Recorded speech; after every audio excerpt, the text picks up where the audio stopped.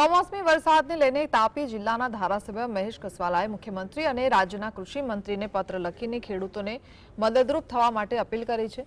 તાજેતરમાં પડેલા ભારે વરસાદથી મગફળી, કપાસ, ડુંગળી, કઠોળ સહિતના પાકને ગંભીર નુકસાન થયું છે। ખેડૂતોનું પાક ખેતરમાં તૈયાર હતું અને લણવાની કામગીરી ચાલી રહી હતી ત્યારે 10 ઇંચ જેટલો ભારે વરસાદ પડ્યો છે। આ કારણે ખેડૂતોના પાકનો મોટા ભાગનો નાશ થઈ ગયો છે અને તેમને આર્થિક રીતે ભારે નુકસાન થયું છે।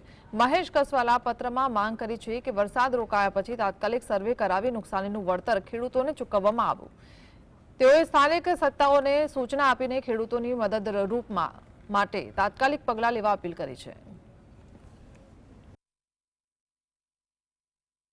હું ખેડૂતના દીકરા તરીકે, ખેડૂત વિસ્તારના જનપ્રતિનિધિ તરીકે રાજ્ય સરકારને માનનીય મુખ્યમંત્રીશ્રી અને કૃષિ મંત્રીશ્રી વરસાદ રહે તાત્કાલિક સર્વે કરવામાં આવે અને ખેડૂતોની વહારે જેટલી બને તેટલી શક્ય વધારેમાં વધારે મદદ ખેડૂતને મળે એવો તાત્કાલિક નિર્ણય કરવામાં આવે એટલી મારી કરબદ્ધ વિનંતી છે।